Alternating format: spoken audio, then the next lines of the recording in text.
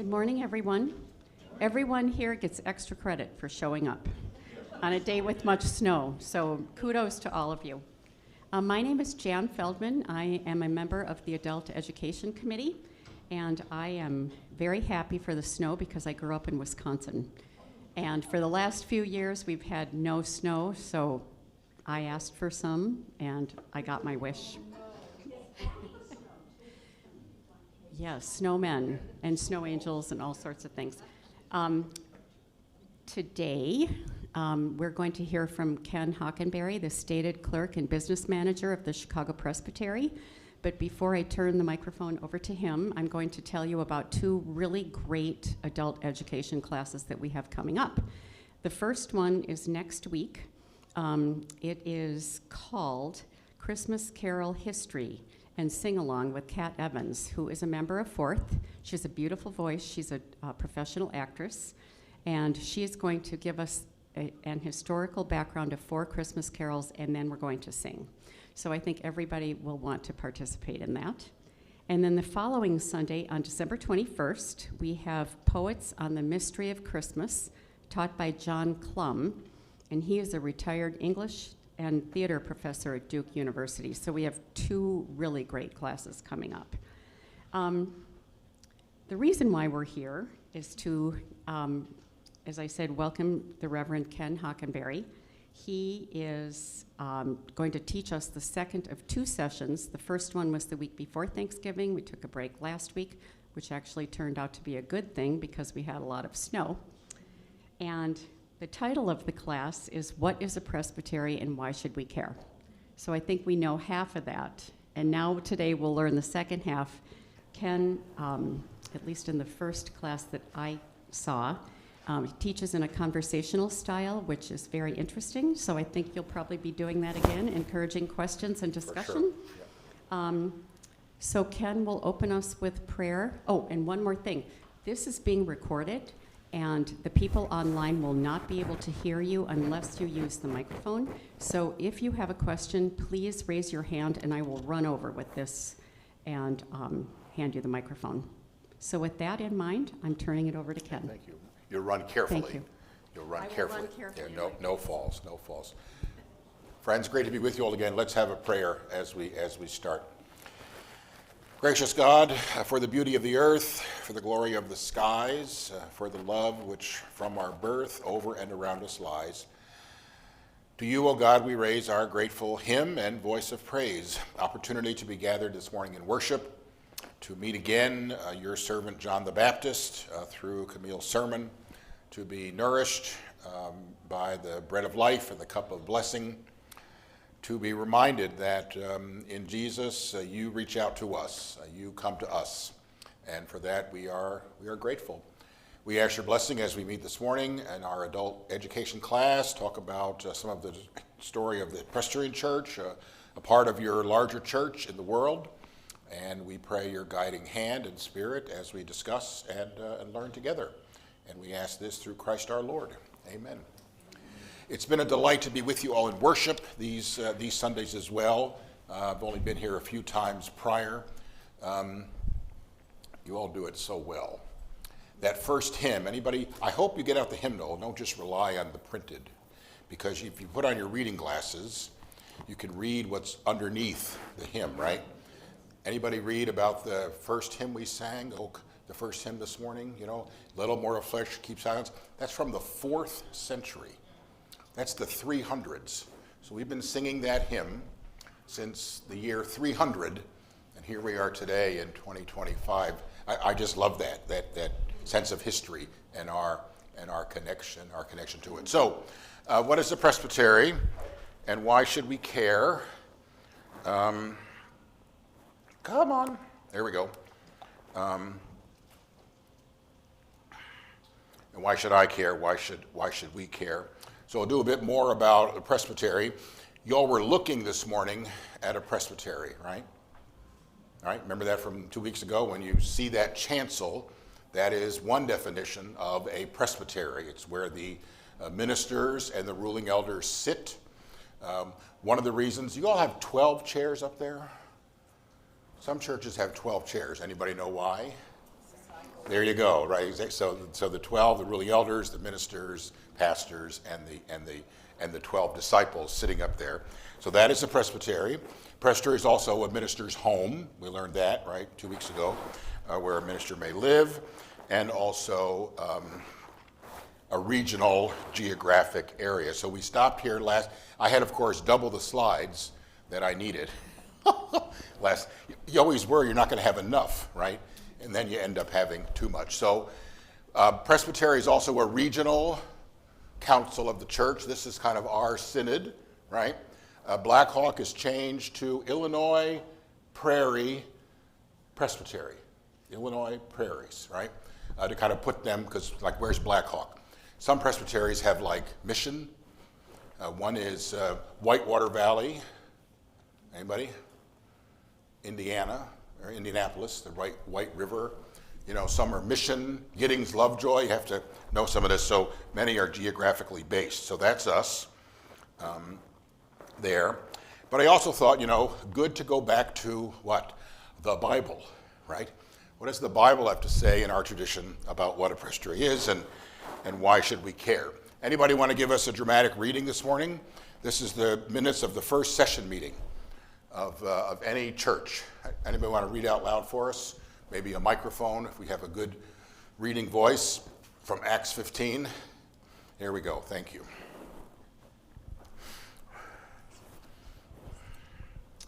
Acts 15, the council at Jerusalem.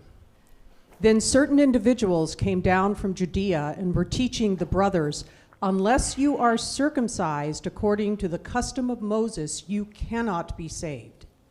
And after Paul and Barnabas had no small dissension and debate with them, Paul and Barnabas and some of the others were appointed to go up to Jerusalem to discuss this question with the apostles and the elders. Okay, thank you. The word of the Lord. Thanks be to God. Does that sound familiar to us? Right? There's a dissension. There's a question. Who can be saved? Who's in and who's out? Right? Can women be pastors? Can women be ruling elder? Can women usher? Right? That was a debate in this church at one point, right? Right? I mean, think back not too long ago, some of our history. Can ushers wear black suits instead of tailcoats, instead of morning coats? Anybody remember those days here? Yes, okay. Your ushers used to wear morning coats, and white gloves. Is it okay for them to not wear white? I mean, those are somewhat minor matters. This is pretty big, right? Who can be saved? Who gets in on God, as Camille said this morning, reaching down to us, right? Who does God reach down and grasp? Only those who are circumcised according to the custom of Moses, some would say, right? So there was a discussion, right? There was a debate, peanut butter and jelly. Paul and Barnabas and others go to Jerusalem, and they discuss this with the apostles and the elders. All right, anybody who is good at reading Greek among us? Like I'm supposed to be? Anybody know? Okay, so Jana knows back there. This is pi, first letter, right? So that's an R in Greek. ES, that's an S if it's in the word. This is an S if it's at the end of the word. That looks like a B. And there's another R. So presbyteros. What does that sound like? Presbyterian, exactly, right? Presbyteros, which means, guess what? Elder. So the word, our very tradition, Presbyterian, means elder. Now, elder means an old person. All right, I'm 66. I qualify as a senior citizen, right? Some others of you are in that category. Others are not. Some of you are, right? But for us, right, means someone who's older, been around a little while. Scripture also talks of it as a leader, an official in the life of the church, because Paul and Barnabas, they were commissioned they were in Antioch at the time, and there's this debate, right? One party says you have to be Jewish, you have to follow the law of Moses, and then you could get in on the goodies Jesus offers. And Paul and Barnabas argue that, right? No. Faith is enough. right? Grace is enough. You don't need to follow certain kosher laws and certain physical things for men in order to get in on the blessings of God. So there's this debate. Okay, so they go and have this first, I call it the first session meeting, right? Okay, all right. Anybody else? I'll just read it, and we'll pass the mic. The apostles and the elders met together to consider the matter. What does that sound like? Session meeting, right? You all do that, right? How many ruling elders on session in the room? A couple? Okay, so you're still ruling elders, right? As you know, always an elder. Once an elder, always an elder. After there had been much debate, my mother, brought me to Presbytery meetings I was pretty young. She was active in Presbytery in New Jersey. And she said when she first went, it really bothered her that the ministers argued so much. Till she read some of these texts and realized, well, that's what we do. We discuss, we debate. And the simple word for that is we argue. We don't get personal. We argue ideas and points and principles, right? And systems. We try not to be critical of the person, but about their ideas, right? And their thinking. After much debate, Peter stood up. Now that's interesting. What do we know about Peter in his prior, before this Acts 15? Anybody remember what happened to Peter?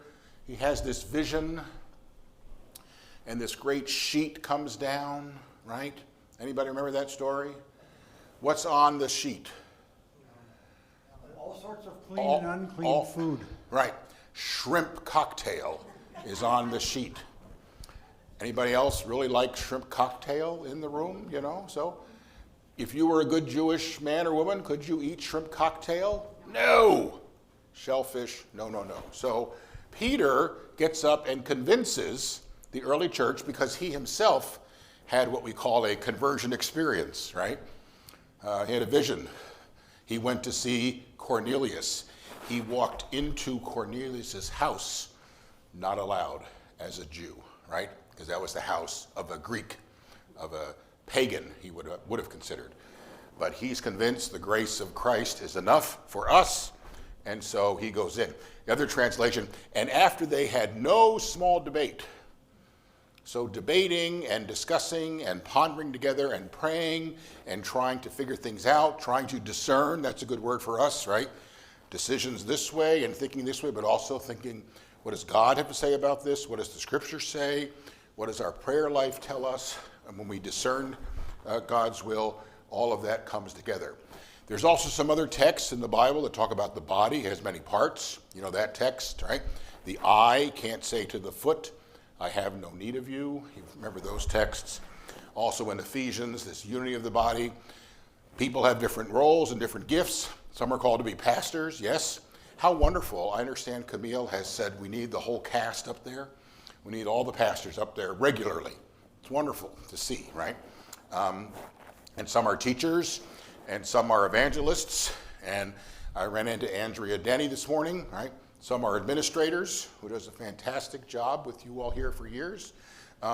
Different roles, different gifts, sound and video expertise over here, so adult ed, leadership, all different roles, all fit together into the body of Christ. So that is also something to do with the Presbytery, right? We are made up of all of those folks with those gifts. How about in history, all right? Bible, what is a Presbytery in history? Anybody recognize that guy? John Calvin, right? All rise, John Calvin, right?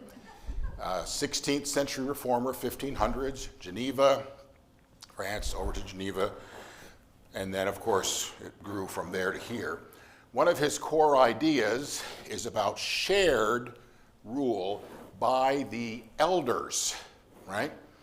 Calvin taught the church should be governed not by one bishop or one pastor. Now, what does that kind of a church sound like? Roman Catholic Church, right? I mean, we love the Roman Catholic Church. There's one over there, a big one, right? Okay.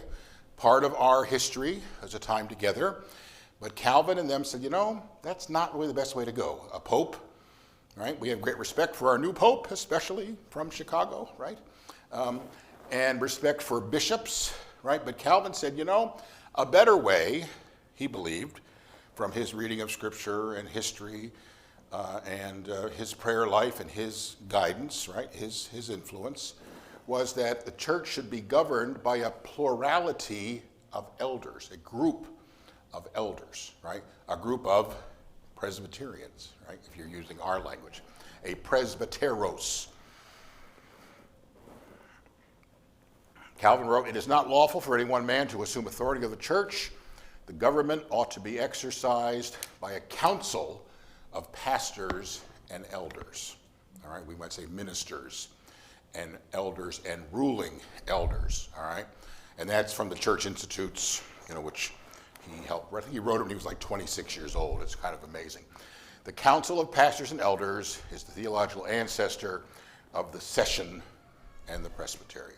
So when the session gathers, they're doing what Calvin taught back in the 1500s, right? The best way, he thought. There are other ways. Other systems are like the Episcopal system, priests and bishops, right? Lutherans, Catholics, a little bit of the United Methodists. Some have a congregational system, right, where the congregation votes on everything. Good Southern Baptists, right, Congregationalists. We're in this branch of the Presbyterians, ruled by elders, right, a council of pastors and elders. Calvin used the term presbyterium. He liked Latin, so that's how he put it. Council of elders or presbyters. Every church has its own presbyterium to govern it, and that was what he wrote in one of his commentaries.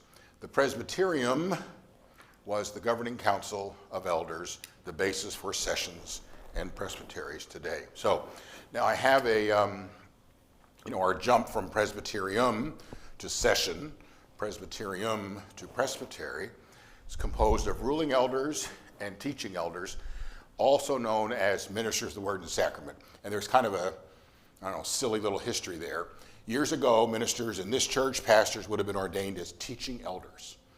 But that got confusing with people who were called ruling elders. So at some point in time, the church said, let's call them ministers and elders, ruling elders. I was ordained in 1984. I was ordained as a minister of the word. That's on my official something. And then the church came and said, the ministers also do the sacraments, so maybe we should add and sacraments. So we added that. And then they said, there's this old history of ministers being called teaching elders. Let's go back to that. So we went back to that. This is General Assembly, my lifetime, much of this, right? They said, that's kind of confusing because, teaching elders, ruling elders. Let's go back to ministers. So that's what we're back to now, right? And the Book of Order kind of has this back and forth thing, and some are in parentheses and some are not, but they're the same thing, right? Ministers, ruling elders. Now, ruling elders, here's my illustration in a minute. What does anybody know about a ruling elder? What does that sound like? If you're a ruling elder, you what? You make decisions, you rule, right? I'm a ruling elder and I rule. That's what we kind of think of, right, when we hear this term, right?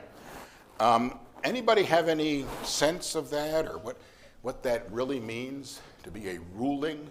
Teaching elder is pretty obvious. Preacher, teacher, right? Anybody have a sense of what a ruling elder is? Make decisions, right? Make decisions, that's exactly true, But how about that word, ruling? All right, here's my best illustration. Anybody? A ruler. This is a ruler, all right? Now, this isn't in charge, right? It's like a ruler, a king, or a queen, right? What does this do? It measures, exactly right. And a ruling elder has the responsibility to measure the progress of the gospel in a particular congregation or a particular region. So that's what the term, it's a Scottish term, very old, ruling elder. Doesn't mean I'm in charge. I'd like to be sometimes, I'd like to be the bishop. I make my decisions and everybody follows it. Or the pastor, I make my decisions, everybody follows it. No, we have ruling elders who measure how are we doing following the ways of Jesus in this particular church or in this particular region, right? So that's what the term ruling elder. So think about this. I always bring this with me when we're talking about ruling elders. And now a dramatic reading from this book. I've got to find the reference. It's in G2, which is about leaders in the church, ruling elders, and teaching elders. Hum a little while I find this.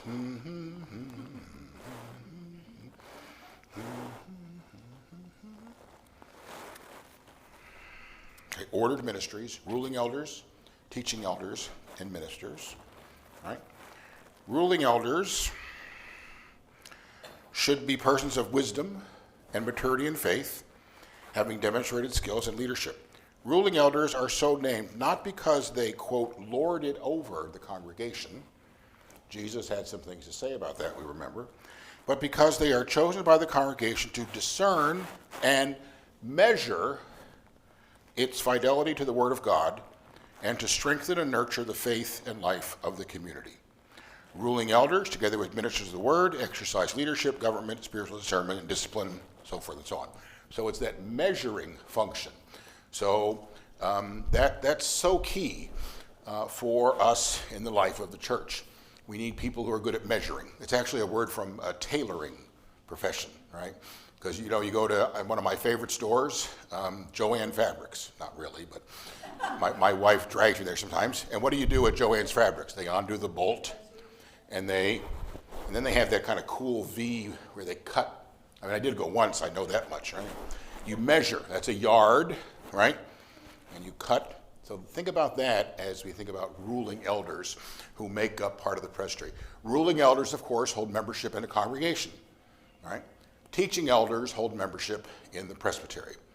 So I'm a member of presbytery, Jana, Andrea, Camille, Joe, right? Pastors are members of the presbytery, whereas ruling elders, of course, are members of congregations. When ruling elders are elected by their session to attend a presbytery assembly meeting, we only meet 4 times a year, sometimes 5. When teaching elders, ministers of the Word and Sacrament, show up at a presbytery meeting, or anybody who holds office in moderators and clerks, right, they are commissioners to that meeting. And one of my jobs as the state's clerk is to make sure there's a balance between ruling elders and teaching elders. Now that can't happen in a local congregation because most congregations have 1, 2, 3. You all are blessed to have 6. You know, you're unusual, right? You are a huge congregation in that light. Most might have 1, maybe 2 pastors as part of the church, right? But I work at the presbytery level, the synod level, others at the General Assembly level to make sure there's a balance. You never want to let the ministers have full control over the life of the church, right? Bad idea, right? Bad idea. My mother drilled that into me, a good ruling elder, you know, still. Clerk of session for many, many years of my growing up home church. So always a balance, right? Try to make sure we share that balance. That's what every year Book of Order says, state clerks, make sure you do what you can do to have a balance between them all. Currently, the Presbytery, of which you all are a part, we have about 76 churches and 3 new worshiping communities, right? 19,000 or so of us, right? Any questions? Yeah, please just interrupt. Ask the question, yes. Please. This is just a technical question. Sure. So the people that actually attend the General Assembly, are those representatives of the Synod? In other words, is it kind of like our U.S. Senate or something that you have so many people from the Synod that attend the General Assembly and they all get an equal vote? Is that correct? It's actually from the presbyteries. Because our bias is always toward local authority, right? It's similar to that way to the states. The Synod is kind of a little bit of an offshoot, right? So presbyteries, sessions send what we call commissioners to presbytery, that balance. Presbyteries send commissioners to the Synod, and presbyteries also send commissioners to the General Assembly. Okay, so it doesn't go like sessions, presbyteries, synods, General Assembly. It goes sessions, presbyteries, synods, General Assembly. It's kind of hard to picture. So the synod does things that presbyteries can't do alone, all right? So for example, the synod very recently held what they called Wellspring, which is a gathering of all new pastors within our 8 presbyteries who have shown up to just do some orientation and support each other. So that's too big for a presbytery to do, so the synod takes that responsibility, right? It's also too much for the General Assembly of the church to do with the whole country. So it's a regional gathering, but it's 1 or 2 or 3 or 4 states. That's it, right? So they have a mission focus. The synod, our synod, wonderful, Synod of Lincoln Trails, also does a training every year for commissions on ministry and commissions on preparation for ministry, right? So I go to that, Jana goes to that, others go to that, who help in leadership with candidates for ministers, and also commissioned on ministry work, right? So it's not necessarily in that order. Presbyteries elect people to go to synod, and presbyteries elect people to go to General Assembly, right? And by the way, we have open slots. If anybody is ruling elder who wants to attend General Assembly next year in 2026, it's in Milwaukee, not far, talk to Jana or talk to Ken or somebody, because we do have some open slots for that. Hope is gone. Who else went? Jeannie went, that's right, Jeannie went last year. Jana went last year as a commissioner, a teaching elder commissioner. So we do have some open. We're back up to 8. For a while we had 6, but see this number, we just squeaked in 9,001 members. We could send 8, 4 ministers, 4 ruling elders. If we drop below 19,000, we would be back to doing 6, 3, 3, and 3. So that's kind of how it works, right? In the same way, the session of a local church, you all can send, because of your size, you all can send 7 ruling elder commissioners to the presbytery meetings, right? And again, we try to work to have that 50-50 balance. So decisions are made, like Calvin suggested, by a plurality of pastors, ministers, and elders. Does that make sense? That's kind of how we do it. So this is us. We have a lot of minister members who are retired, so a third of them, not many show up. Some do. Some are very active. Some are not. Some live out of state. We have ministers in Texas and who are members of this presbytery. They haven't asked to transfer their membership, so I kind of don't count them, when I'm doing my balance. I say, well, we have about 10 or so ruling elder or minister members who are retired, who are very active. They show up. Most all the pastors show up, and then some of our some of our ministers serving in other denominations may show up. Some serving in what we call specialized ministry, like me and Jana, right? I'm no longer a pastor of a church, so I serve in a kind of a specialized ministry with the presbytery. Some are chaplains, right? Some are faculty at seminaries, and that's how we kind of make that all up there. So resources, online, click. This would tell you more about. Jana has done a lot of work with our presbytery website. We have a newsletter just to show some of that stuff. Now, here's a picture. Don't they look real happy there? Kind of look, not very thrilled. This is our current moderator, Shauna Bowman. Shauna is the pastor of Friendship Presbyterian Church.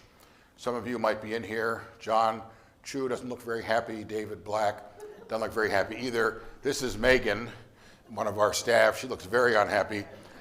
Sandy Zealous, moderator. So I don't know what the question was, Jana. Do you remember what this is? I think it was. Yeah. I think we were practicing. Well, we're not very excited there, I'll tell you, whatever. And this is at Yorkfield Elmhurst Church, I think, right? Yeah. Not very excited, that picture. But anyway, that's when we get together, there's about 100, 120, depending, right? And a good number online now, because we try to do hybrid meetings and discuss things, right? That's a picture of a presbytery. Anybody recognize anybody there? There you go. What is this? This was 45 of you all who showed up at the No Kings rally downtown. Polly Peters? Picture, thank you. Yeah, you're glad I gave credit to Polly there, right? That's online, all right? So that is a function of this church, but also a function of the presbytery, right? Because we show up and we say, hey, we are seeing things happening in the world today and in our country today that seem disconnected from the gospel and the ways of Jesus. Yes? I mean, and it's interesting, how it comes up even this morning in the prayer of confession. It just hit me. We prayed in worship, right? Examples of injustice that we're seeing, right? Examples of not loving the neighbor. Love God and love the neighbor, right? Radical love and welcome. Yes, please.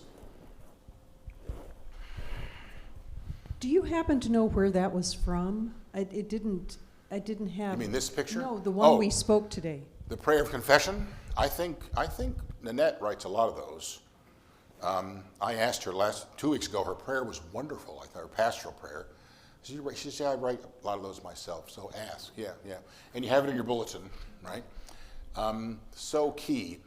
And that's a sign, too. If you ever walk into a church, this is my professors, and you don't right away hear scripture within the first 5-10 minutes, or you don't right away have a prayer of confession the first 10 minutes, he said you should get up and leave.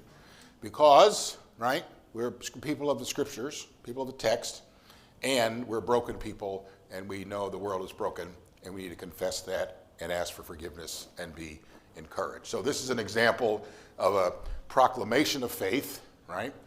One of the main things a church is to do, and one of the main things a session and a presbytery is to do, right? And that's kind of, I should say a word about that, that's kind of newer in our, not newer, it's very old, but it's been brought back to life. 3 marks of the church. Anybody want to guess? Church. That the word is rightly preached, right? That the sacraments are rightly celebrated, and that the community of disciples is nurtured. We used to call that ecclesiastical discipline is rightly administered. That's kind of old language. So now we say a community of disciples is nurtured. That's primarily what we are to be about, right? This is an example of a community of disciples saying, the world is off base. What's happening now in a lot of our political world, right, our country, is disconnected from what we believe the gospel. And so we're going to make a protest. So I just love that you all. And look at that, faith over fear, right? Faith. So to me, that's an example of the pressure. Okay, why should we care? We got 25 minutes here. Oh, nothing, no. Well, where is it? Uh-oh. Okay, hum a little.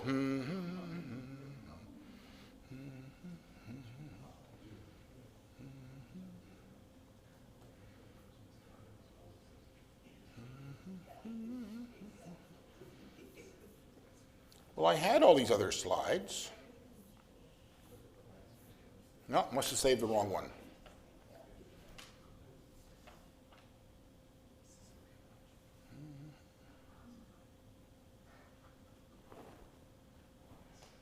No, that's the one from last week. All right, must have saved the wrong one. Why should we care? I mean, I can remember it, obviously.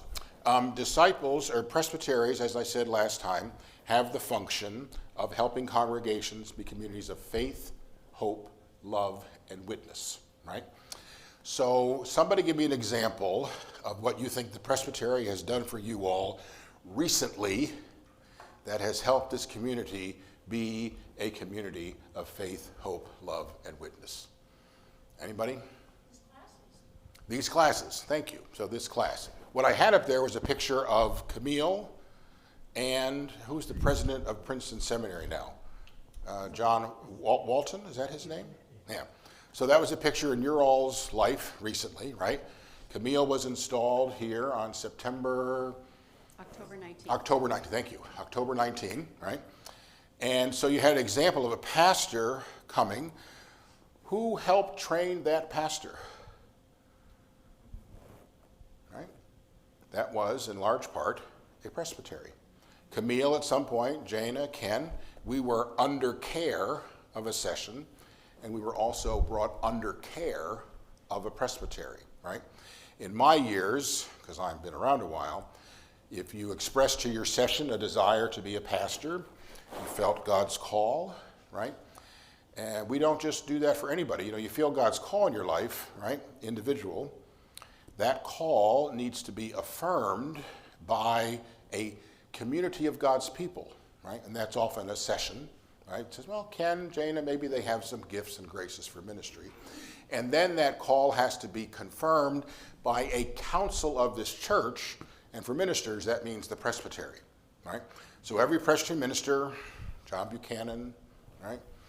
Tom, right? All your other ones, think about, Joe, everybody who's here, Nanette, Nancy, right? At somewhere along the line, a presbytery enabled them to be here, to be trained, and to be part of the staff. So, kind of selfish reasons. Why should we care? Well, presbyteries help you find pastors, right? Presbyteries also helped establish seminaries, right? McCormick Seminary down the street, right? Princeton, where I went, where I think Camille went. She's now chair of the board of Princeton, I think, right? Other seminaries, I think we have 9 across the country. Presbyteries worked to help form those seminaries so that they can help to train pastors, right? So very, very important, very, very key element. It's interesting, Princeton, maybe a little bit of snootiness there. If you ever go into any of the offices of here, they have their graduation certificate or their diploma. First of all, it's in Latin. Who reads Latin anymore, right? I have to have a printed out translation of mine in my files, right? And so that's kind of silly. But the seal, right? It says the Theological Seminary of the Presbyterian Church. I mean, come on, right? Very, very uppity. There are 9 seminaries, but because Princeton was the first one, right, established by the presbyteries, right, of Philadelphia, New York, and New Jersey in the 1800s, right? It was the only one, so why not call ourselves the Theological Seminary of the Presbyterian Church, right? They never changed the symbol, which is not really fair to the other seminaries, but still, a little bit of snootiness there. So, but that was established, theological schools, seminaries are established by presbyteries, right? Presbyteries are made up of, what do we say? Teaching elders and ruling elders, right? So you all form together the life of a presbytery that has enabled these things to happen. Now that's historic, right? I mean, we're talking, right, years and years and years, right? Same with local congregations. So this congregation, who knows about the merger, how this congregation came to be? There were 2 churches, right? Anybody? I think it was Northminster and Second? No, Second still exists. Second still exists. Maybe it was Westminster? Westminster. So there's a merger. So you all are a merged congregation way back, right? Way back, right? And this is your 3rd location, I think, right? Is that right? Okay, so 3rd location. So all of that, when a group of people wants to be organized as a Presbyterian church, guess who they go to? The presbytery. And they say, hey, we would like, we're feeling the Spirit. We are historically maybe Presbyterian, from the old country, from our other influences and peoples. We want to form a congregation and be part of the Presbyterian church, right? The Presbyterian movement. You submit what's called a charter to the presbytery, and then it's voted, and there's great celebration. The merger of these, back in the day was something, again, approved by the presbytery because this congregation, back in the day, sent commissioners and said, hey, we got this church here and this church there. For various reasons, God is leading us to merge, to become a joint congregation, and we want to continue in that effort, right? The church I served here in Skokie is a merger of 3 congregations, right? This church had a huge, I should tell that story. This church had a huge influence. You know that big book you all have, right? The Church in the City, marvelous book. I hope you all have seen it. It's got to be here in the library. Phoebe Carter was a member of this church back in the day. She gave some money to form a new immigrant congregation as the session felt led to form it. Okay, Phoebe dies, goes to glory. There's some money in the bank. Assyrians from Iran and Iraq come over here, right? Settle in this area. and they say, hey, we'd like to form a church. They were evangelized by missionaries back in the day who were sent by the Presbyterian Church. So they come here, they attend Fourth Church, and Fourth Church says, you know, we have this money in the bank. Why don't we give that to the Assyrian people so they can form a congregation? The session of this church said no, because we want to wait a little while so that more money can be put into that fund, right? The Carter Fund, right? So it was Phoebe Carter's fund. They beefed that up a little bit and they gave it to this congregation. Guess what that congregation calls itself? Carter Assyrian Presbyterian Church, right? That church grows and grows and grows. More Assyrians come, babies are born. It merges with Westminster Presbyterian Church in Skokie. They were in the city. Merges with Westminster Church in Skokie, and they become Carter Westminster Presbyterian Church. But that name, Phoebe Carter, is really your all's name, one of your members who helped get that started. That's all chronicled in that book. So again, the way the Presbytery works is it connects all of these congregations, right? And that's what we're trying to do, right? Connect our ministries and missions together. Later on, Irving Park Church, Irving Park Church, if you're on Route 90 and you're heading west, there's this one church around the Addison exit, right? Irving Park exit, this huge steeple. That was Irving Park Presbyterian Church. They said when the highway went through, it took their parking lot and took a lot of other things, so that church later dissolved. But many of that congregation joined Carter Westminster Church. They didn't change the name, but they came there. They sold that building. When I go by that building, I say thank you, right?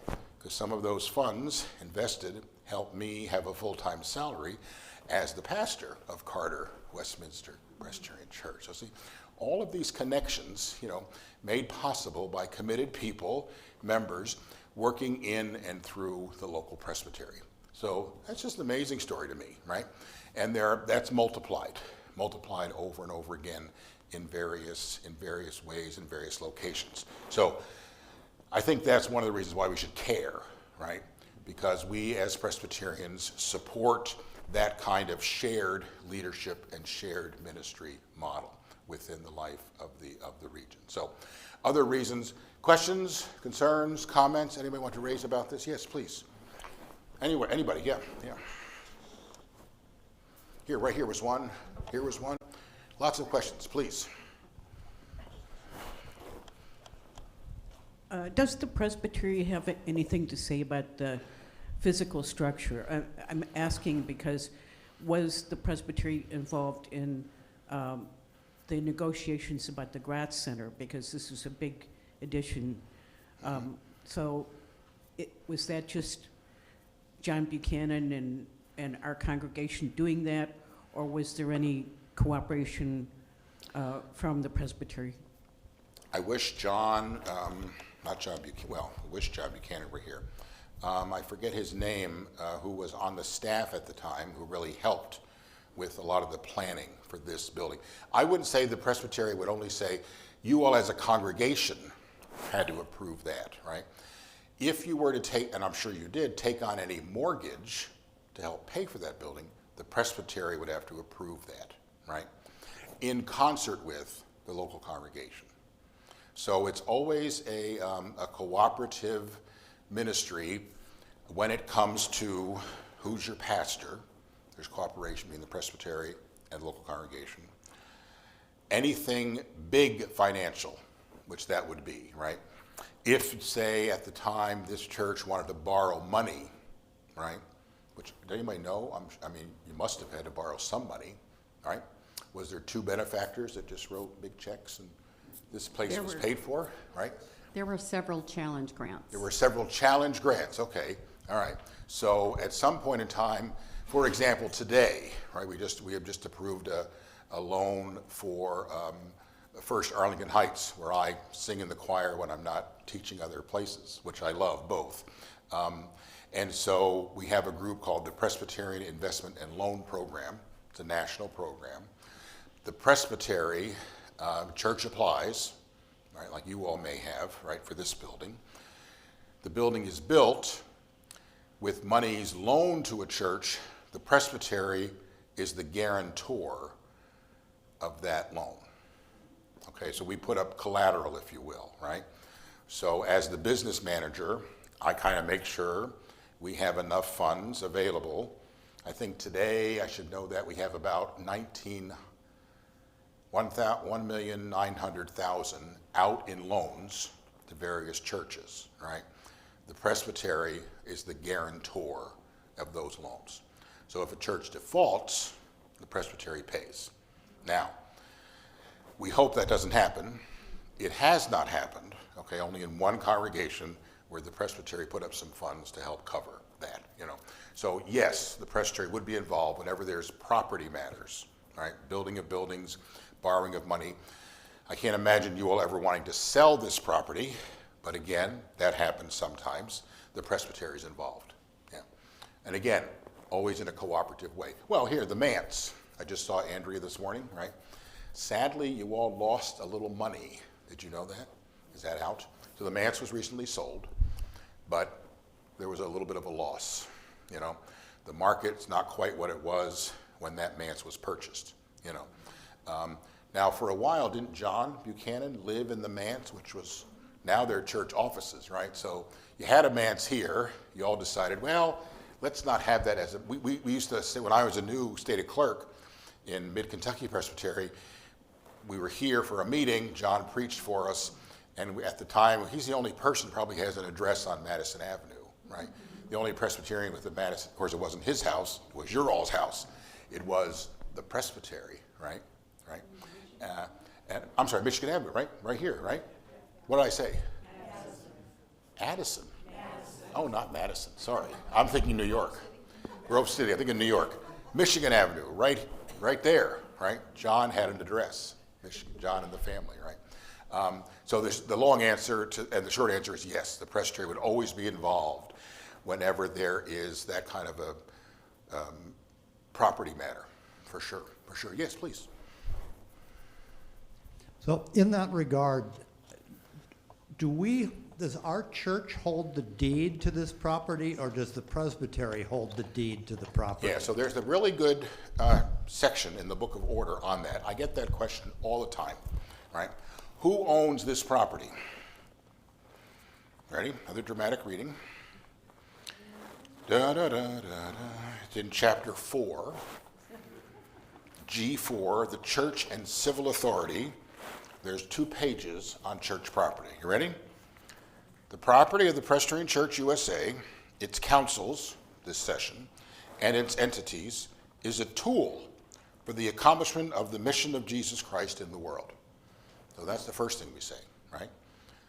Like a budget is a tool for mission. The provisions of this Constitution prescribing the manner in which decisions are made, reviewed, and connected with the church are applicable in all matters pertaining to property. So the Constitution has authority. Next sentence. All property held by a congregation, a presbytery, a synod, the General Assembly, or the Presbyterian Church USA Corporation, whether legal title is lodged in a corporation, a trustee or trustees, or an unincorporated association, and whether the property is used in programs of the congregation or a higher council, blah, blah, blah, blah, is held in trust, nevertheless, for the use and benefit of the Presbyterian Church. So, in effect, my answer is you all hold title to the property of Fourth Presbyterian Church, right? The presbytery, we don't have the deed. You all have the deed.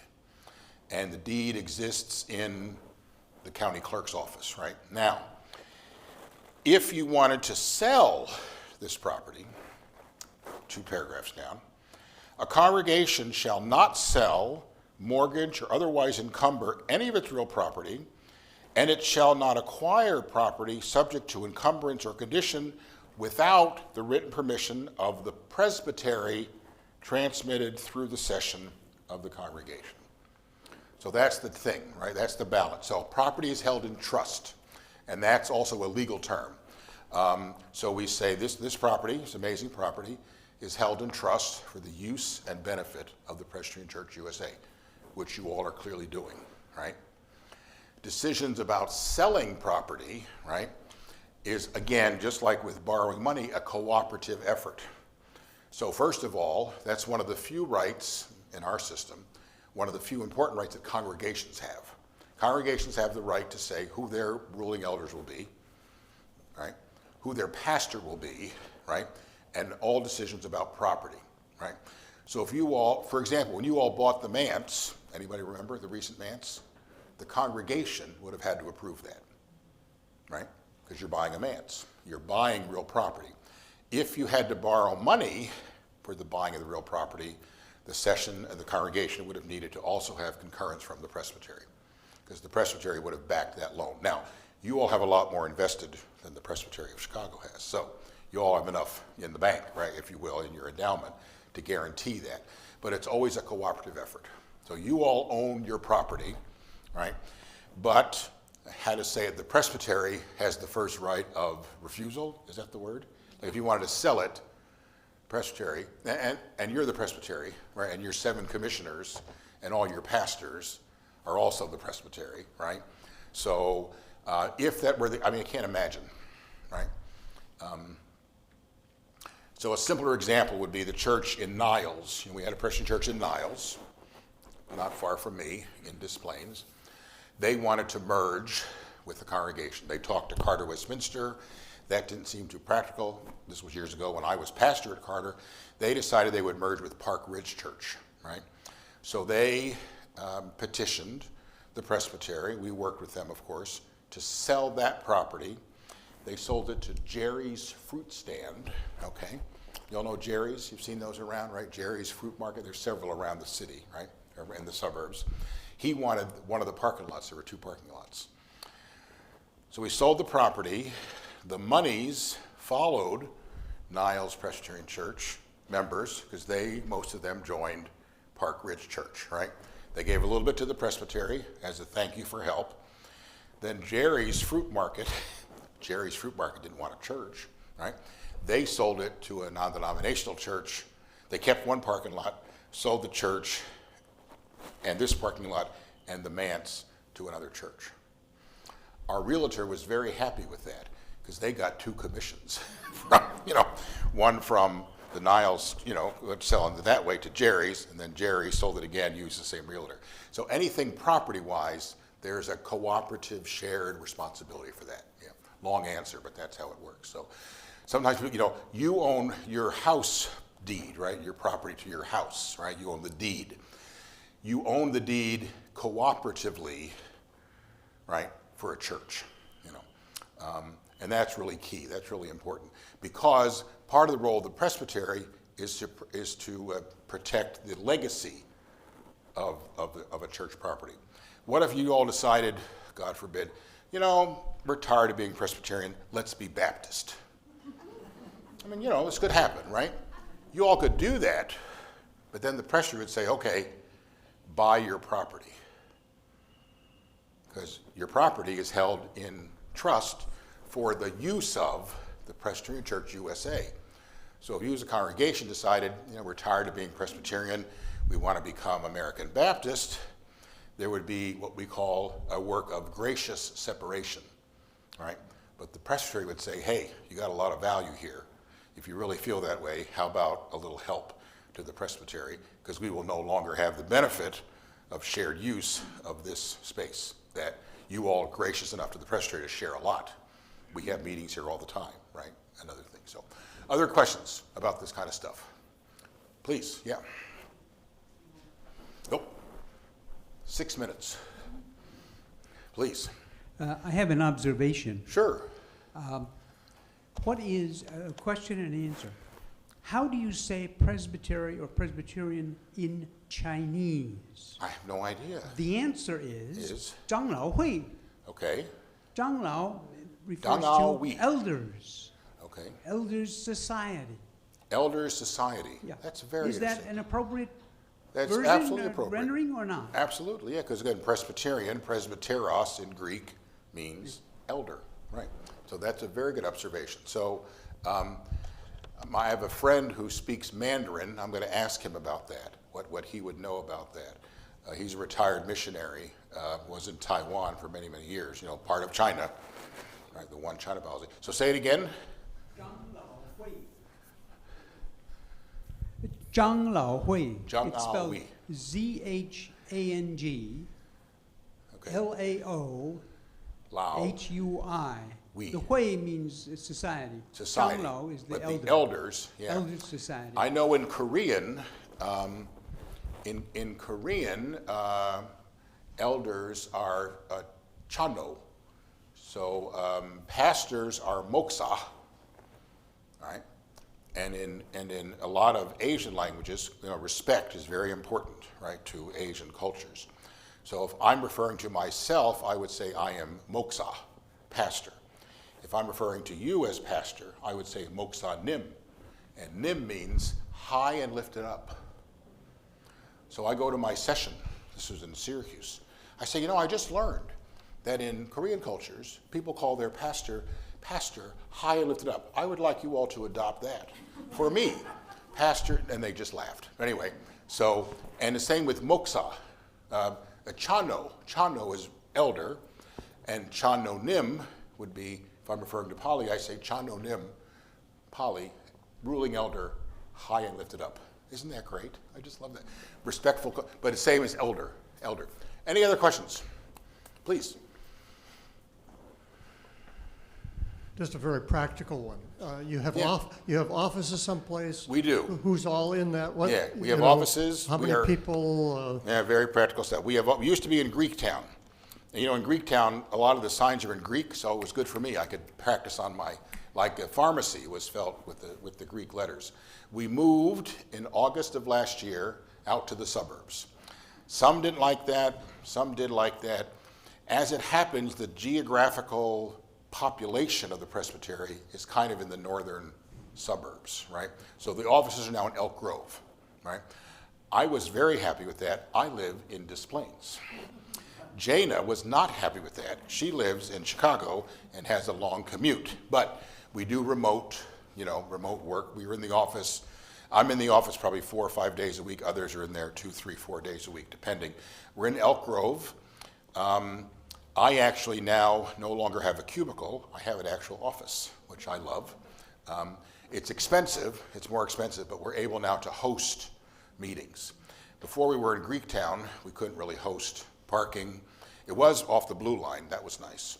But parking was bad. $18 to park. And the neighbor across the street leased out part of their property to an Ecuadorian consulate. Wonderful to welcome Ecuadorian immigrants. The parking lot was full by 8 o'clock, so we just couldn't do anything like that. So now we're on right off South Arlington Heights Road, right off of Route 90. Who's in the office? There are 5 full-time staff. There's Craig Howard, our executive, me, the clerk, Jana, our director of relationships, right? There's administrative assistant, full-time, Megan Hendrickson. And now we have Julio Pena, who is our new director of Faithful Innovations, and we have 1 part-time administrative assistant, Ian Sawansky. So at any given time, there might be 6 of us in the office. Part-time treasurer, Kathleen Bromley, who's a ruling elder at First Libertyville, and very part-time recording clerk, Jody Craiglow, who's also a ruling elder at Libertyville, and she's at Trinity Seminary. So a good-sized staff. We're a large Presbytery staff, in part because of support from you all, right? You all have been very faithful in mission support and in per capita support to the Presbytery, all of which goes to support my salary, Jana's salary, and the rest. So we are. That was my last slide. That I was going to say Presbytery of Chicago, and then thank you. So Presbytery of Chicago, thank you. Any final questions? It's time, right? It's time. Let us go in peace to love and serve the Lord. Thank you so much, Thank you Ken. all very much. Thank you. Thank you.